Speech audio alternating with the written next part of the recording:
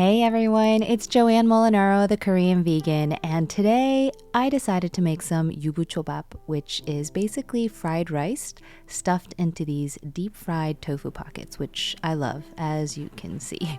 It's really easy to make, and as with my prior YouTube videos, you can find all of the ingredients as well as the instructions in the subtitles, so you can follow along while we chat about something that so many people ask me about. As you all know, I go by the Korean vegan. That's my if you will. And the reason for that is because I'm Korean American, but I'm also vegan.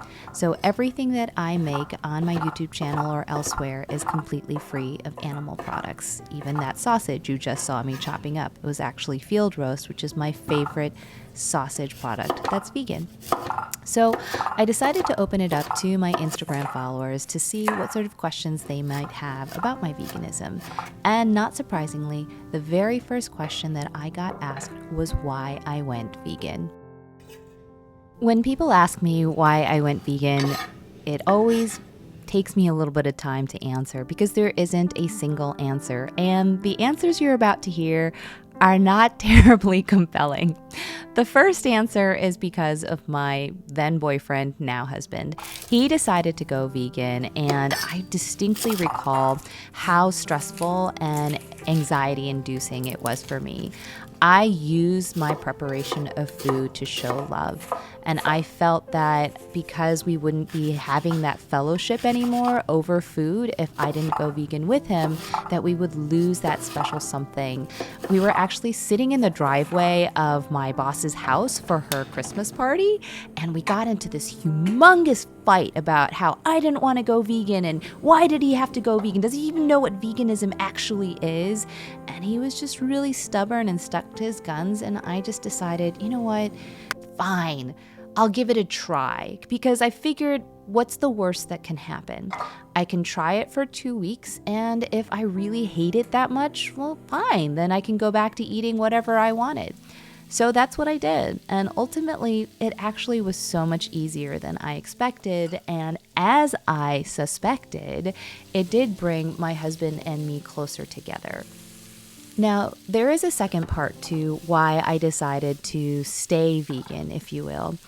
We were watching a lot of movies during that time. I think it was part of my husband's campaign to make me go vegan with him.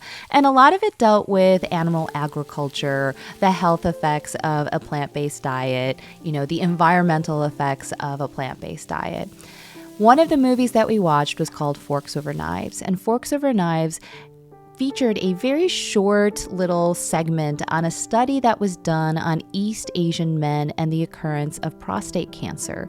The study seemed to suggest a correlation between the consumption of red meat and the occurrence of prostate cancer. So East Asian men typically do not have lots of occurrences of prostate cancer, but as their diets grew more westernized and their consumption of red meat increased, all of a sudden, you also started seeing a dramatic increase in the occurrence of prostate cancer. Now, this study, while interesting to me, really didn't have much of an impact on me because I didn't know anyone with prostate cancer. And to be quite honest, I viewed my father to be in really good health. He exercises quite a lot, he doesn't smoke, he hardly drinks, and he eats a relatively healthy diet. Well, a couple weeks after I watched this movie, I was at the office and I got a call from my mom, and she was crying, which is always terrifying because my mom never cries. And she said that my dad was in the hospital and that he was in a coma. So I rushed over to the hospital, and there he was. My dad was lying in bed, surrounded by beeping machines and wires and an army of health professionals. And I asked my mom what the hell was going on. Apparently, he had had a biopsy performed a couple of days earlier. And for some reason, the biopsy caused him to go into septic shock. So here he is fighting for his life. And I'm asking my mom, what do you mean biopsy? Biopsy for what? And she said, well, we got some tests back that suggested he might have prostate cancer. And that was a huge shock to me because I had literally just watched a movie about East Asian men and prostate cancer, never thinking in a million years that my dad would be implicated in that. A couple of days later, while my father was still recovering in the ICU, we got the test results back, and they were in fact positive for prostate cancer. And I remember walking into the bathroom at the hospital, and I sat down on the toilet.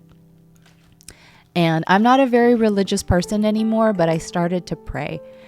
And I said to God, God, I will stop eating all meat from this moment forward if you just make my dad healthy again. And after that, being vegan was not that hard. Now, the other question that I get asked very often is, what is the hard part about being vegan? What's the hardest part about being vegan? And of course, the answer to that will differ for everyone. As I've already stated, the diet part about it was not really hard for me. I don't really miss a lot of non-vegan foods. Every once in a while, I'll be like, oh yeah, fried chicken would be so good.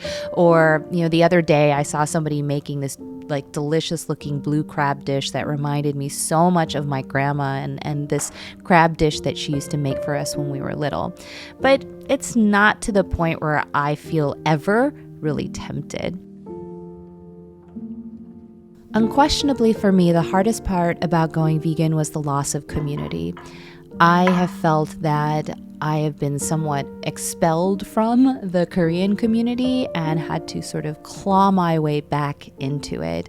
And that starts even with my family. I love my family and they love me so much. And I think in many ways they are still grappling with how to be supportive of my choice to avoid animal products. But the truth is sometimes they won't invite me to certain events. My mom has often said, sorry, I didn't invite you to this dinner because, well, there's meat on the table.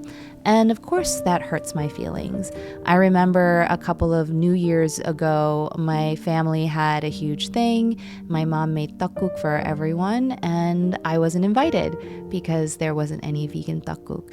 And I know they don't do this to hurt my feelings, but of course, it hurts nonetheless. I think if you take this idea even more broadly, I feel like the Korean community also questions my Koreanness. So when I posted things like on Subtle Asian Traits or some other, really popular Asian groups or Facebook groups, they didn't think that my food was actually very Korean, even though it looks pretty Korean to me because it didn't contain meat. And so this sort of ousting from a club that I've belonged to my whole life is probably the single hardest thing about being vegan for me. Now, to be clear, I do not question my identity. I have done enough research and enough work to feel very comfortable and confident about my Koreanness. It's simply just feeling like I have to continue proving it to everyone else. That becomes sometimes a little grating.